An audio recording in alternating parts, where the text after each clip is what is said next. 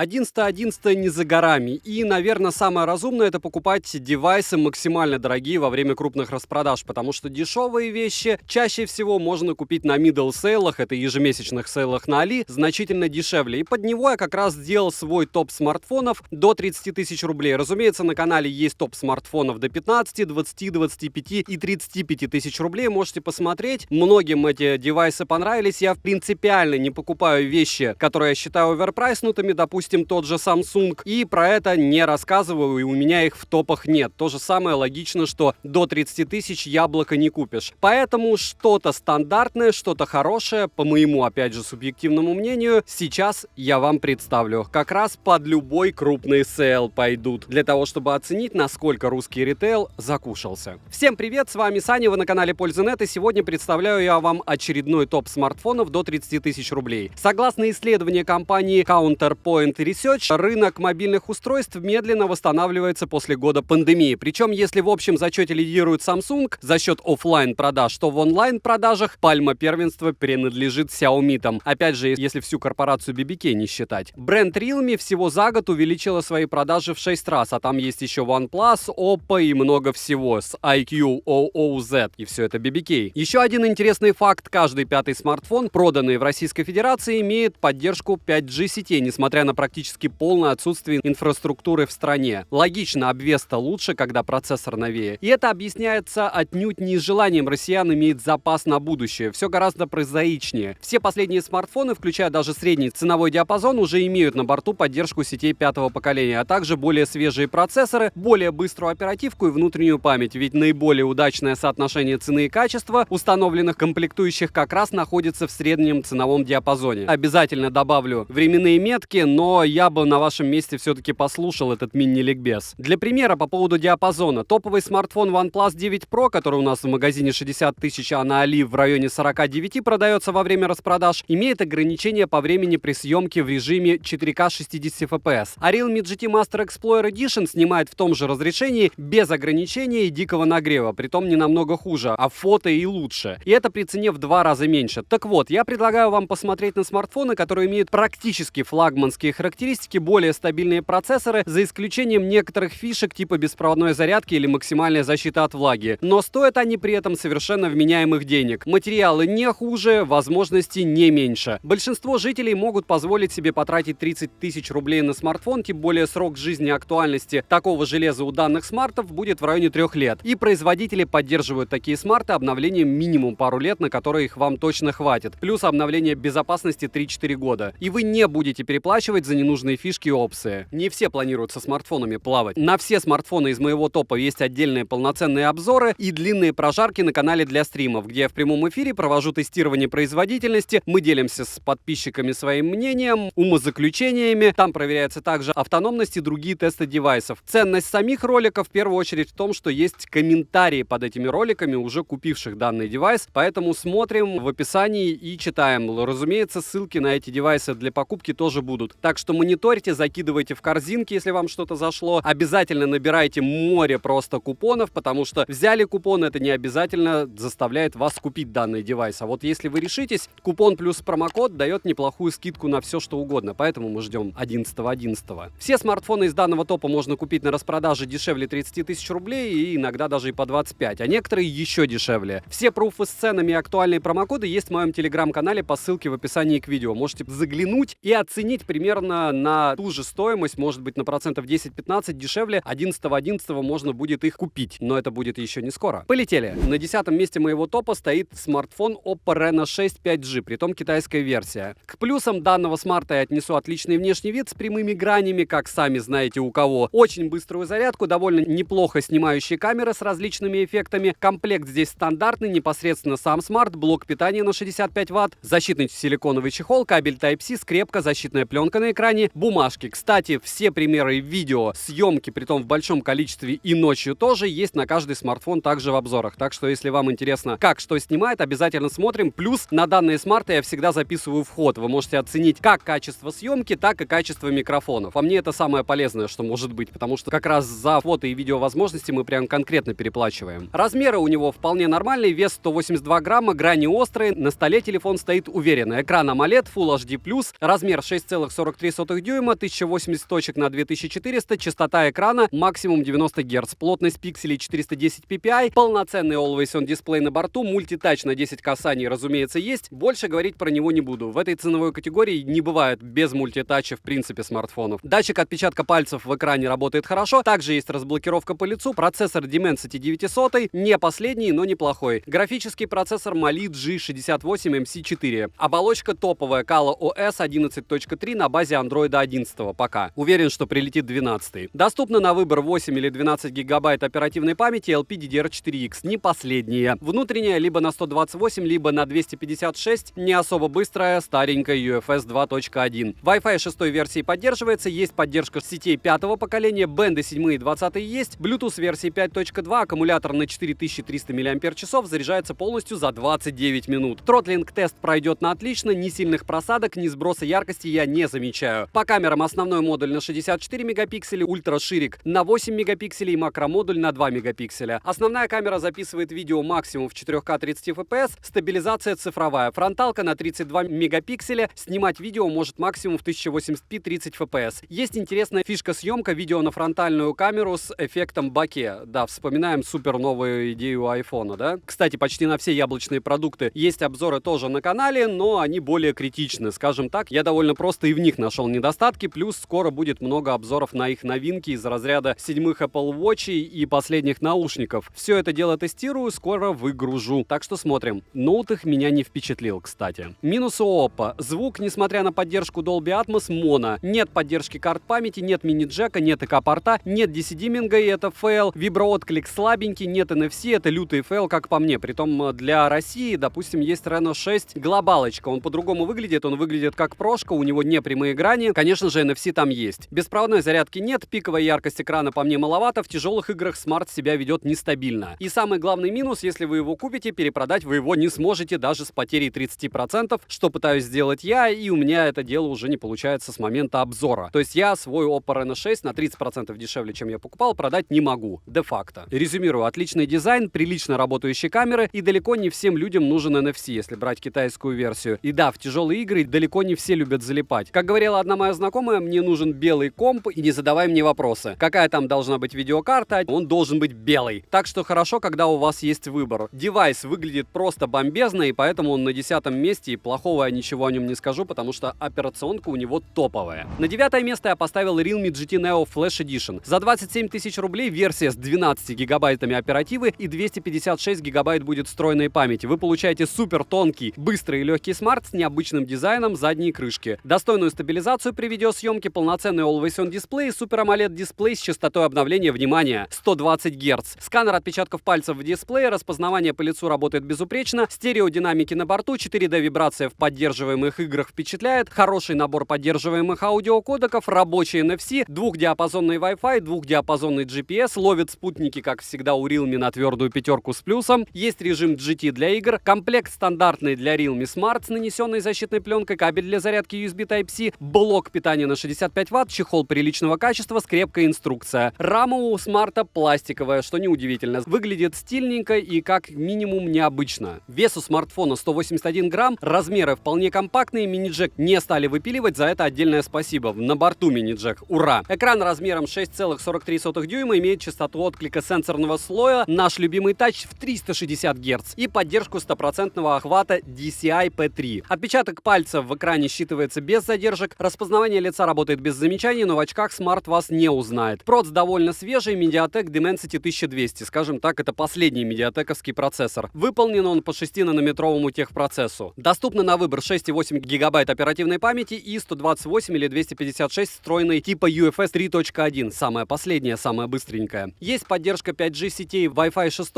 вшитые китайские приложения удаляются без проблем, если будете покупать китайскую версию. Оболочка последняя Realme UI 2.0 на базе Android 11. Поддержка всех имеющихся аудиокодеков на борту, Bluetooth версии 5.1, не последний, но почти. Google Pay работает без проблем. Звук смартфон воспроизводит неплохо, но не топово. Есть куда стремиться. Аккумулятор на 4500 мАч заряжается полностью меньше, чем за час. Блок камеры выпирает не сильно, основной модуль на 64 мегапикселя. Есть еще ультраширик 8 мегапикселей и макромодуль на 2 мегапикселя. Фронталка имеет разрешение в 16 мегапикселей, основной модуль может снимать максимум в 4К 60 FPS. Фронталка может снимать максимум в 1080p 30 FPS. Электронная стабилизация работает неплохо в наличии моря разных режимов съемки. Минусы, к сожалению, есть. Нет ЭК-порта, разъем для сим-карт не прорезинен, DC-диминг официально в оболочке отсутствует, но по ощущениям он вшит, так как шим минимальный. Нет поддержки карт памяти, в 4D вибро слегка топорно, индикатора уведомлений нет. Поддержки беспроводной зарядки нет, изредка появляются фризы в играх. Яркость дисплея хотелось бы побольше, не забывайте посмотреть актуальные цены, кстати, в моем телеграм-канале, еще раз напоминаю по ссылке в описании к видео. И помните, что вам нужно будет платить таможенный налог на сумму, превышающую 200 евро, если будете выбирать доставку не из России. Если доставка будет из России, то платить ничего не нужно будет. А так, даже с таможенным сбором, получается девайс дешевле 30-ки, значительно. Резюмирую, как среднячок, данный смарт вполне интересен. Если не предъявлять к нему повышенных требований, он вполне удовлетворит любого пользователя. Если есть возможность, я рекомендую сходить и повертеть его в руках перед покупкой. Любой смартфон, в принципе. Для игр взять определенно его можно. И напоминаю, что на канале проходит розыгрыш 5 Mi Band 6 серии. Ежемесячно они разыгрываются за лайк, подписку и комментарий к любому видео. Плюс сейчас я разыгрываю часы за 25 тысяч рублей. Там осталось 900 лайков, и я их сразу же разыграю. Также по ссылке в описании ролик, в котором есть условия. И еще раз, если девайсы вы видите в моем топе, значит я их считаю самыми крутыми. То есть сюда не вошли девайсы, которые я могу рекомендовать, но крутыми, особенно под сейл, я их не считаю. Мое право, если вы с чем-то не согласны, я буду рад, если вы аргументируете это в комментариях. Постараюсь вам ответить. Если не смогу, приходите в телеграм-канал взаимопомощи, также по ссылке в описании к видео, там больше 5000 человек, возможно, они вас поддержат, либо разуверят. На 8-е место моего топа находится Poco F3 5G. Сначала обозначу плюсы данного смартфона. К ним относятся бешеные цифры в бенчмарках, почти все игры идут на ультрах, 120 Гц в AMOLED-экране, комплект стандартен, смарт, защитная пленка на экране, чехол, быстрая зарядка на 33 Вт, переходник с Type-C на мини-джек, скрепка и бумажки. Лоток для сим-карт прорезинен, и это хорошо. Защита от пыли и брызг IP53 на борту, экран защищен стеклом Gorilla Glass 5 версии, заводская пленка качеством не очень, царапается быстро. Размеры весьма приличные, вес 196 граммов. Рама у смарта из алюминия, тыльная сторона из того же Gorilla Glass 5. На выбор есть две версии оперативки LPDDR5, последняя на 6 или 8 гигабайт, и 128 или 256 гигабайт встроенной памяти типа UFS 3.1. Прот Snapdragon 870 5G, видео Adreno 650. NFC-модуль работает без нареканий, GPS показывает хорошую точность, датчик отпечатка пальцев не тупит, распознавание по лицу есть. Гироскоп, датчик освещенности, цифровой компас, датчик приближения, стандартный здесь набор. Шим, к сожалению, есть, экран размером 6,67 дюйма поддерживает HDR10+. Максимальная яркость экрана 900 нит, пиковая аж 1300 нит. Круто, правда? Батарея на 4500 мАч заряжается полностью за 55 минут. Стереозвук с поддержкой Dolby Atmos на борту, Always On Display завезли, он даже смещается по экрану, чтобы избежать выгорания пикселей, но так у многих, правда. По камерам ситуация следующая. Основной модуль на 48 мегапикселей от Sony, ультраширик на 8 мегапикселей от Sony и телемакромодуль на 5 мегапикселей от Samsung. Фронталка на 20 мегапикселей, тоже производство Samsung. Несмотря на то, что производители именитые, камеры здесь не блещут. Роллинг шаттер, к сожалению, у фронталки есть и довольно приличный. Минусы: стандартный разъем всего USB 2.0, хотя у многих топов также, даже у iPhone 13 Pro. Смарт снижает яркость примерно на 50 кандел уже после 20 минут игры. Приличный шим, нет поддержки карт памяти, несмотря на топовое железо, оболочка подлагивает, за что скажем спасибо программистам Xiaomi. А самое ужасное здесь датчик приближения, и многие готовы разбить, и многие разбивают этот телефон из-за его глючности. Притом Xiaomi признали, что так оно и есть. Да, к сожалению, они покупали плохие датчики, зато сейчас ставят хорошие. Нет DC-диминга, нет беспроводной зарядки, что логично. Датчик приближения при отклонении в пространстве, повторяюсь, от вертикального положения не работает, это лютый фейл. Очень много жалоб на брак экрана, а конкретно на засветы, но я это отношу к тому, что их купили очень много, и неудивительно, что есть бракованные девайсы. Много купили, много брака. Always On Display высаживает батарею довольно быстро, в Game Turbo нет пункта тонкой настройки графики. Резюмирую, брать данный смарт можно, если вас не беспокоит шим, и вы надеетесь на то, что программисты Xiaomi исправят косяки по прошивке, которые очень долго уже не исправляют. Ультразвуковой датчик приближения они точно не исправят, его можно очень долго программно настраивать, но вам это дело не понравится, и вряд ли вы будете заморачиваться. Кстати, этот телефон я сравнивал с Realme GT Neo 2 и Realme GT Explorer Edition. Обзор можете посмотреть на канале с видеосъемкой по ссылке в правом верхнем углу, потому что они прям очень похожи. На 7-е место моего топа я поставил Realme GT 5G. К плюсам данного смарта отнесу топовую производительность, отличную камеру, мини-джек, минимальный шим и наличие в прошивке DC-диминга. Отличный экран на 120 Гц с откликом в 360 Гц, поддержку Google сервисов даже на китайской версии смарта. Комплект стандартен для производителя, заботящегося о покупке покупки. Смарт, чехол, защитная пленка на экране, кабель Type-C, быстрая зарядка на 65 Вт, скрепка и документация. Габариты небольшие, вес 188 граммов. Корпус из стекла, внутренняя рамка из металла. Сканер отпечатков пальцев в экране работает хорошо. Лоток здесь на 2 симки, мини-джек есть, и это хорошо. Bluetooth последней версии 5.2. Аккумулятор на 4500 мАч заряжается полностью за 37 минут. Но каждый раз во время зарядки данные были разные. Процессор Snapdragon 3 восьмерки греется, но яркость при нагрузках не сбрасывает. Стресс-тесты проходят без значительного снижения производительности. Оболочка Realme UI 2.0 на базе Android 11 работает без нареканий стабильно. Оперативная память 8 гектара 12 типа LPDDR5. Встроенная 128 либо 256 гигабайт. Ура! UFS 3.1. Последненькая. Топовое железо. Экран Super AMOLED Full HD+, с разрешением 2400 на 1080 точек и размером 6,43 дюйма. Always On Display полноценный, причем он даже реагирует на изменения освещения. Звук стерео, качество вполне приличное. Wi-Fi 6 версии, но космических скоростей не выдает, несмотря на роутер с поддержкой Wi-Fi 6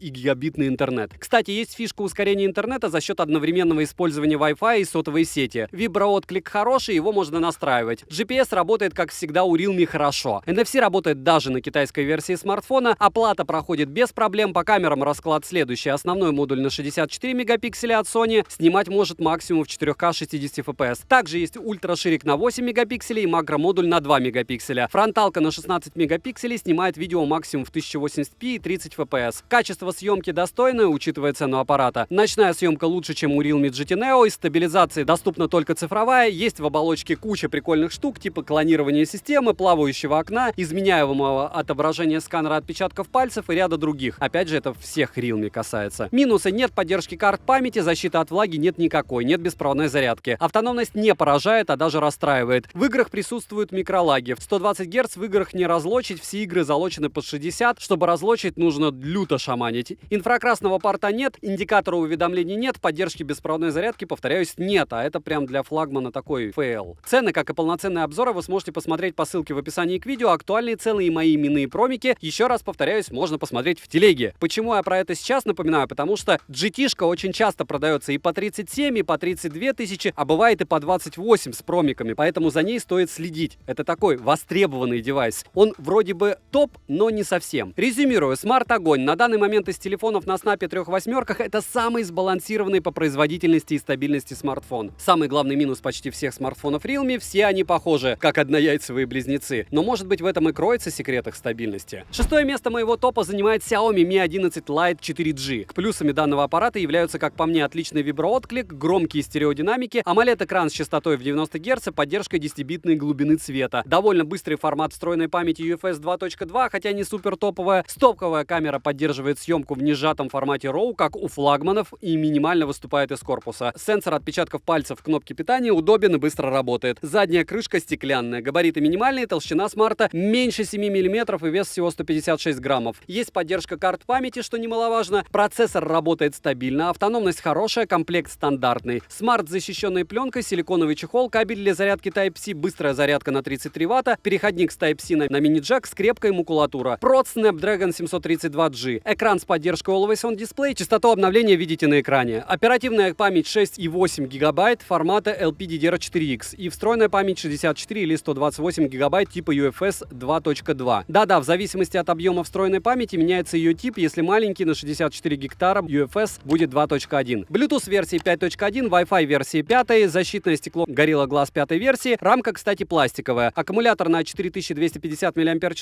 показал в PC-марке почти 11,5 часов. Заряжается от родной зарядки час. Не очень быстрая зарядка по сравнению с Realme, правда? Лоток для сим-карт гибридный, либо 2 симки, либо симка и карта памяти. И на этом спасибо, в принципе. NFC-модуль работает, с Google Pay без проблем. Вшитая в сток запись звонков не может не радовать. ИК-порт на борту. Сканер отпечатков пальцев работает моментально. Камеры работают после обнов довольно неплохо. Основной модуль на 64 мегапикселя от Samsung, ультраширик Sony на 8 мегапикселей, телемакромодуль на 5 мегапикселей, фронталка на 16 мегапикселей производства Sony. Снимать основной модуль может максимум в 4К 30 FPS. К сожалению, и стабилизация здесь есть, но цифровая. По съемке все вполне на уровне. Минусы: нет поддержки беспроводной зарядки, нет мини-джека, дикий шим, прямо лютейший, и матрица печальная. Засветы, как у БУ матрицы после 2 лет использования. Опять же, многие это не видят. На темных сценах артефакты лично меня люто бесят. Кому-то это исправили, лично в моем девайсе почему-то нет. Но опять же, 99% людей это в принципе не заметят. Always on Display здесь урезанный только на 10 секунд, что печально. DC-димминг нет нигде. Стереозвук с поддержкой Dolby Atmos слегка шипит на максималках. Датчики приближения, как всегда, глючат. Ход кнопок с люфтом. Защиты от влаги нет, беспроводной зарядки нет, индикатора уведомлений нет, особенно учитывая, что Always on Display здесь всего на 10 секунд. Белый цвет очень сильно искажается. Резюмирую, сейчас данный смарт можно везде пощупать, что является огромным плюсом. Как будут реагировать на шим ваши глаза, вы увидите. Ролик с темными сценами прямо обязан к просмотру перед покупкой. Если вам по габаритам и внешнему виду данный смарт зашел, смотрим и обязательно оцениваем обзор и комментарии к нему. По ссылке в правом верхнем углу. Почему? Потому что место у него шестое, в первую очередь за внешний вид и габариты, а все остальное, нет аналогов. Опять же, в его ценник, по мне. Нужно всегда что-то доплачивать, чтобы получить что-то подобное. А у Xiaomi есть такой плюс огромный. У них что топовый флагман выглядит примерно так же, как обычный а-ля субфлагман. Poco F3 как копия, а этот тоненький и удобный. На 5-е место я поставил Realme GT Master Edition. Плюсов у данного смарта море. Вы все их сейчас увидите и услышите. Начну с комплекта. Хотя он стандартен для Realme, сам смарт с наклеенной защитной пленкой. Силиконовый чехол достойного качества, непрозрачный, в отличие от большинства других. Кабель для зарядки Type-C, быстрое зарядное устройство Dart Charge на 65 Вт, скрепка для извлечения сим-лотка, документация, размеры типичные для такой диагонали экрана, вес всего 183 грамма. Тыльная часть моей версии смарта, изготовленной из пластика под эко-кожу, выглядит стильно. Мини-джек на борту, лоток под 2 сим-карты не прорезинен. Дисплей Super AMOLED размером в 6,43 дюйма и разрешением 2400 на 1080 точек. Плотность пикселей 409 ppi, есть поддержка DCI-P3, пиковая яркость 1000 нит, немного, но и немало. Частота обновления экрана 120 Гц, тач на 360. Есть сшитый DC-димминг, но работает он не идеально. Always on Display на борту полноценный, в отличие от Xiaomi-шного последнего девайса. Есть распознавание по лицу, работает без проблем. Прот Snapdragon 778G, видео Adreno 642L. Оболочка Realme UI 2.0 на базе Android 11 работает без нареканий. Оперативка LPDDR4X в количестве 6 или 8 гигабайт. Встроенная память UFS 2.2. И ее может быть 128 или 256. Есть опция увеличения оперативной памяти до 5 гигабайт за счет внутренней памяти. Есть поддержка Wi-Fi 6 версии, 5G сетей, не совсем актуальных в России. Бенды 7 и 20 есть только в глобальной версии смарта, а в китайской версии нет 20-го бенда. Напоминаю, если вы живете в большом городе, вам это вообще не важно. Обратите внимание, кому критично отсутствие бенда 20-го, это маленькие города, либо села. Вибра приятная, звук при звонке отличный. Запись звонков вшита в оболочку, работает без предупреждения собеседника. Bluetooth версии 5.2, NFC работает, GPS показывает хорошую точность метров 5 в городских застройках, аккумулятор имеет емкость 4300 мАч, заряжается родной зарядкой за 33 минуты. PC-Mark выдал 7 часов 41 минуту, не густо. Производительность хорошая, прот стротлит слегка, но не критично. Antutu показал 533 тысячи попугаев, что совсем немного. В играх может максимум 60 FPS. Опять же, есть варианты разлочить, но это муторно. Яркость не понижает. По камерам отмечу следующее. Основной модуль на 64 мегапикселя, ультраширик на 8 мегапикселей и макромодуль на 2 мегапикселя. Видео основной модуль снимает в максимум в 4К 60 FPS. Есть цифровая стабилизация, фронталка на 32 мегапикселя и снимать может максимум в 1080p 30 FPS. Качество съемки можете оценить в полном обзоре на данный смарт, опять же, на моем канале. Все в описании. Минусы: звук моно, к сожалению, карты памяти не установить, ИК-порта нет, влагозащиты нет, датчик отпечатков пальцев в экране работает по мне совсем не идеально, беспроводной зарядки нет, ночная съемка печаль-печальная, шим есть, лучше посмотреть на экран перед покупкой. Резюмирую, аппарат очень годный, но нужно попытаться повертеть его в руках перед покупкой, если есть такая возможность. Плюс цена, как по мне, чуть дороже предложенных характеристик, брать его стоит из Китая, только дождавшись скидок на день холостяка, потому что то, за какие деньги продают его в России,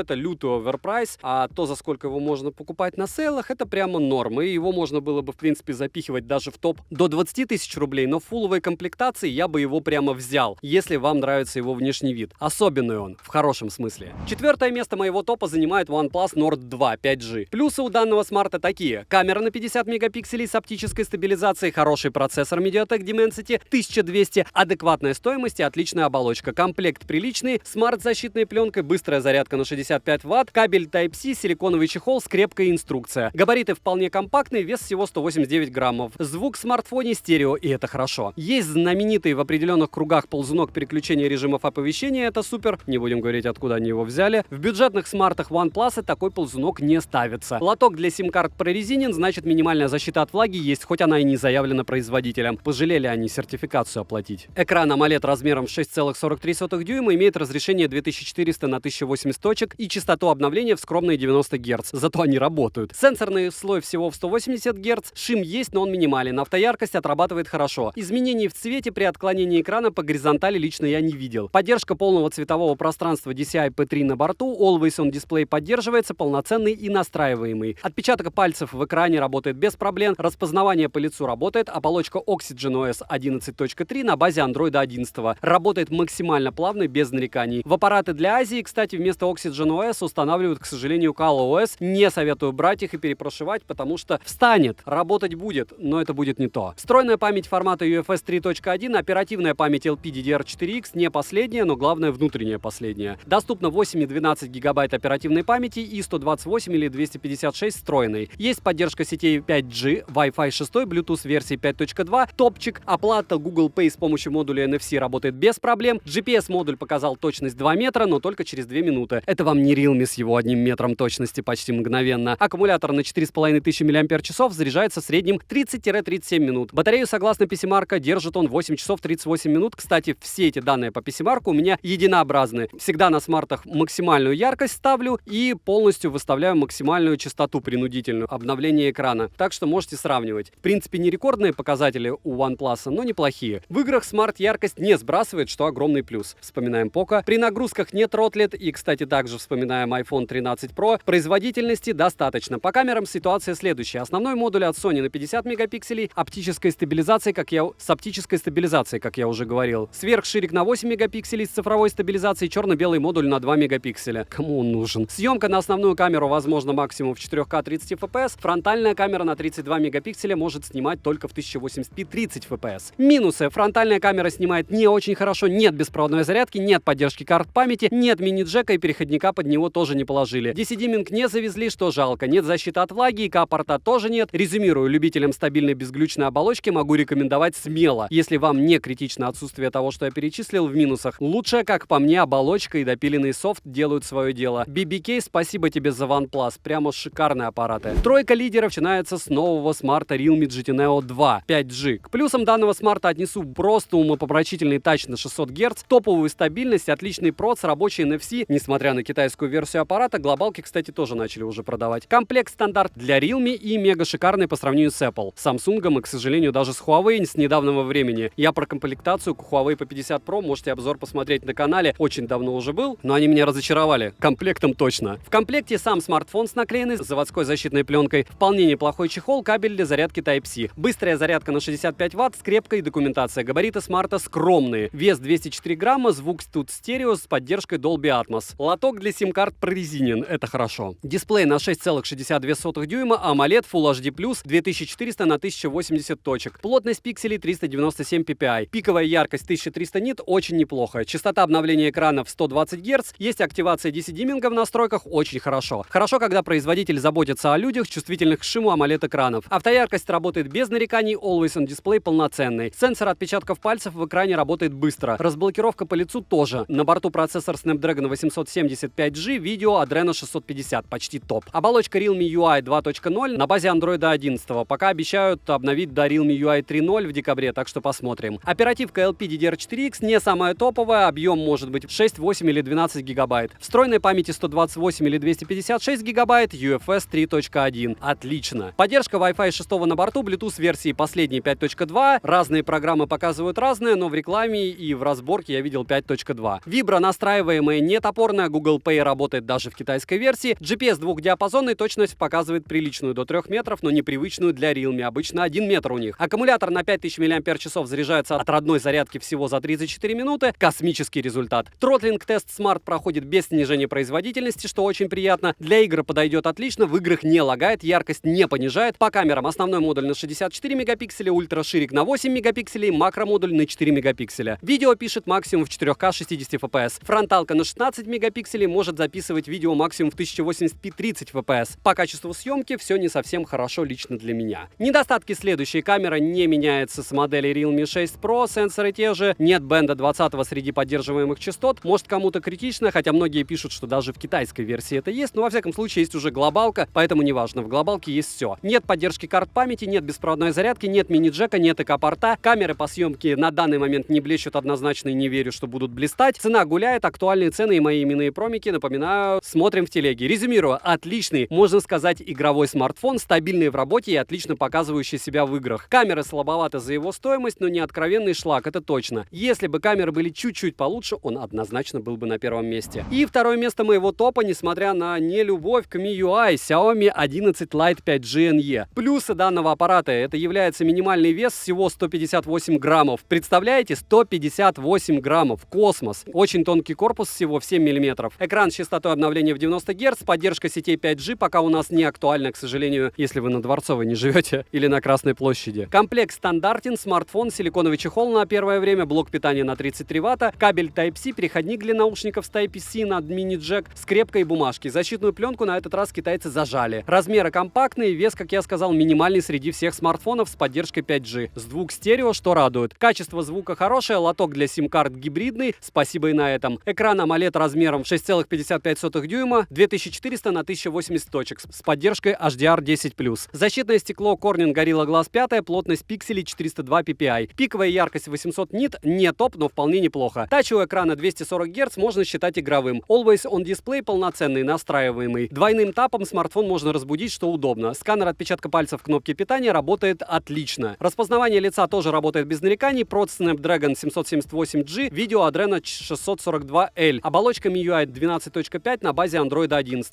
Оперативка LPDDR4X, варианты 6 и 8 ГБ. Внутренняя память UFS 2.2, ее может быть 128 или 256 ГБ. На борту поддержка Wi-Fi 6, Bluetooth версии 5.2, вибра отличная, но настроить можно только уровень тактильной отдачи. NFC есть, GPA работает без вопросов, GPS показывает точность 5 метров, не фонтан, а один из худших GPS, но работает же. Аккумулятор имеет емкость 4250 мАч, заряжается полностью за 1 час 15 минут. И в PC-марке показывает время работы 7 часов 18 минут. Неплохо для его относительно небольшой емкости. Яркость в играх не сбрасывает, основной модуль камеры на 64 мегапикселя, ширик на 8 мегапикселей, макромодуль на 5 мегапикселей. Видео снимает максимум в 4К 30 FPS, на борту только цифровая стабилизация. Фронтальная камера имеет разрешение в 20 мегапикселей и снимает видео максимум в 1080p 30 FPS. Скромненько. Примеры съемки, еще раз напоминаю, есть в обзоре на данный смарт, в описании можете посмотреть. Минусы, к сожалению, есть. Нет мини-джека, нет ЭК-порта, нет защитной пленки в комплекте. У кнопок есть небольшой люфт, нет защиты от пыли и влаги, шим есть, а вот DC-диминга нет. Хотя шим и не космос, но приличный. Нет беспроводной зарядки, в тротлинг-тестах не топовые результаты, может быть, допилят в будущем. В тяжелых играх смарт лагает и нагревается, играть можно только на минималках. Резюмирую, тем, кому нужен супер компактный и легкий смартфон и без необходимости играть в тяжелые игры или снимать киношедевры, он подойдет. Если у вас нет нужды в использовании второй симки, можно смело брать версию с 6 гигабайтами оперативы и 128 гигабайтами внутренней памяти и докупать карту памяти. Благо их на рынке море на любой вкус, объем и кошелек. Более тонкого смартфона с таким дизайном я лично не знаю. Повертите его в руках, он в России уже продается, и если вас, как и меня, очарует его внешний вид, и вы согласитесь с его недостатками, которые я озвучил, смело заказывайте 11.11, либо на любом селе на Али. Первое место, вопреки всему и несмотря ни на что, это же мой топ, принадлежит по мне Realme GT Master Explorer Edition. Да, он лучше снимает, чем Poco F3, я помню, и в сравнении я фотовозможности с Poco F3 и Realme GT Neo 2 я не сравнивал. К плюсами данного смартфона является мощный графический процессор, быстрая внутренняя память, стеклянная крышка с Gorilla Glass 5, отличные ночные фото и видео, оптическая стабилизация, в основном модуле, комплектная быстрая зарядка на 65 Вт. Комплект хорош, смарт с защитной пленкой, чехол хорошего качества, быстрая зарядка, кабель Type-C, скрепка, документация. Есть два вида оформления задней крышки, глянцевая стеклянная и под эко-кожу. Я брал стеклянную. Размеры довольно компактные, вес 187 граммов, не слишком большой. Рамки алюминиевые, матовые. Звук у смартфона стерео, он хорош. Лоток на 2 сим-карты прорезинен, но официальной защиты от влаги нет. Экран AMOLED размером в 6,55 дюйма, разрешение стандартное, Full HD+, 2400 на 1080 точек. Плотность пикселей 480 dpi. Поддержка DCI-P3 на борту, пиковая яркость 1100 нит, что очень хорошо. Частота обновления экрана 120 Гц, игровой отклик в 480 Гц. Смарт можно считать игровым, DC-диминг в наличии, и включать его, как по мне, не всегда обязательно, так как шим находится в разумных границах. Автояркость работает отлично, тон картинки под углами не меняется, Always on Display полноценный, работает хорошо. Сканер отпечатка пальца в экране работает не идеально, бывают неудачные попытки разблокировки. Разблокировка по лицу работает без проблем. Процессор Snapdragon 870, видео Adreno 650, оболочка Realme UI 2.0 на базе Android 11. Пока ждем обновления, напоминаю, до Realme UI 3.0. Производитель обещал новую оболочку, еще раз повторяюсь, в декабре, кто пролистал другие места. Оперативка LPDDR4X на выбор доступна 8 или 12 гигабайт. Встроенная память UFS 3.1, последняя ширине 128 или 256. Есть поддержка Wi-Fi 6 версии, 5G сетей, Bluetooth здесь версия 5.2, NFC-модуль на борту, оплата с Google Pay работает. Запись звонков, как у всех Realme, вшита в оболочку, работает без уведомления собеседника. Подло, правда, но эффективно. Вибро настраиваемая хорошая, GPS-модуль показывает точность 3 метра, что хорошо, аккумулятор на 4500 мАч в PC-марке при 120 Гц и максимальной яркости, а автономность показал в 6 часов 14 минут. Учитывая мощный прожорливый проц, это неплохо. Заряжается полностью за 35 минут, отличный результат. Тротлинг-тест проходит практически идеально, в играх яркость не сбрасывает, играть комфортно. Теперь по камерам. Основной модуль на 50 мегапикселей, производство Sony, сверхширик на 16 и макромодуль на 2 мегапикселя. Видео основной модуль может снимать максимум в 4К 60 FPS и снимает без ограничений по времени. Есть оптическая стабилизация у основного модуля, фронталка на 32 мегапикселя от Sony, снимать видео может максимум в 1080p 30 FPS. Минусы: нет беспроводной зарядки, нет поддержки карт памяти, нет защиты от влаги, нет АК-порта, нет мини-джека, либо переходника под него. На Always On Display не приходят уведомления, приходят только звонки, смс и оповещения от банков. Для включения полноценных уведомлений нужно долго изучать тематический раздел на 4 PDA. В стоке оповещения только в шторке, нет 20-го бенда, кому-то может быть критично. Максимум в играх можно играть только на 60 FPS, и снять это ограничение можно только, опять же, через муки и FOPDA. Фронтальная камера снимает не фонтан, полноценные обзоры на основном канале, и на канале для стримов есть многочасовые прожарки данных девайсов, так что тоже смотрим. Резюмирую, в играх и съемке, фото и видео смарт оправдывает свою цену на 100%. Недостатки есть, но за его прайс они несущественные. Несмотря на то, что это китайская версия, он просто шик, блеск, красота. И все, кто его использует, посмотрите еще раз сравнение 3 смартфонов, которые у меня недавно было, как его люди защищают. Потому что все, кто получают в руки Realme GT Explorer Edition, просто тащатся от него. Извините за мой французский, но по-другому не сказать. Он классный. За него не топлю, потому что вне топа я поставлю OnePlus 9, который по мне снимает, учитывая, что у меня есть на руках и OnePlus 9 Pro, примерно так же, несмотря на отсутствие цифровой стабилизации. Если вы хотите прямо купить топовый смарт, просто посмотрите у меня обзор на OnePlus 9. Все забыли про него, все благополучно бегут и смотрят про OnePlus 9R, OnePlus 9 RT все ждут. А это реально фактически флагман. За ценник до 30 тысяч рублей. Он вне топа, смотрим обзор, оцениваем. Его также можно пощупать в любом магазине. Мне он нереально зашел, смысл спеки все его читать нет. Он настолько круто сбалансирован, что о нем не стоит долго говорить. Его нужно смотреть и юзать. Резюмирую, если вам что-то понравилось из этих смартфонов или вам есть чем дополнить этот топ, опять же, даже учитывая, что он был сформирован среди смартфонов с учетом скидки во время 11.11 либо любой другой распродажи, я напоминаю, что все я покупаю только на сейлах и только со скидками, иначе я бы просто не смог вести канал. Посмотрите, сколько у меня всего, мне не дают магазины. Я иду и покупаю, по возможности перепродаю, но много из этого у меня остается. И вот это мой топ. Я считаю, что любой из этих смартфонов не только достоин быть в этом топе, но и достоин радовать своих пользователей, и радовать будет минимум 2-3 года. Как минимум, а кое-что из этого уверен и по 5 лет. Классные смарты, BBK и Xiaomi, за них спасибо. Потому что остальные в данную ценовую категорию засовывают только шлак. Лично мое субъективное мнение. Да, докинуть десятку можно купить какой-нибудь приличный Samsung. Докинуть 30-ку можно купить какой-нибудь iPhone приличный. Но про айфоны сразу. Специально хожу вторым телефоном iPhone 13 Pro. Также лагает, как и Android. Также подвисают смс-ки. Также вылетает телега. Также он местами перегревается, когда я пытаюсь выгрузить в облако, он скидывает просто крупные файлы, если я снимал видео больше гигабайта. Этот убогий Lightning. И в принципе, я говорю, можете посмотреть мои обзоры на супердорогие телефоны на канале. Если интересно, сделаю топ-5 дорогих смартфонов под распродажу тоже, потому что 10 я туда точно не запихаю. Если кто-то мне будет советовать Mi 11 Ultra, почитайте на него отзывы, посмотрите, как люди плюются, и вспомните, кто его рекламировал. Когда какие-то люди рекламируют топовые китайские смартфоны, стоит задумываться по поводу их качества. Я покупаю только то, что либо могу продать, либо то, что меня будет радовать, и на это делаю обзор. Надеюсь, в каких-то моментах вы со мной согласны. С чем согласны, не согласны, еще раз повторяю, пишем в комментах. Участвуем в розыгрышах. Огромное спасибо за просмотр. Если бы не вы, этого топа бы не было. Экономим на 11.11, закидываем в корзинки, обязательно набираем купоны по максимуму и не покупаем в сейл ничего лишнего. Никаких кредитов. Девайсом да, добра и удачи вам, дорогие друзья.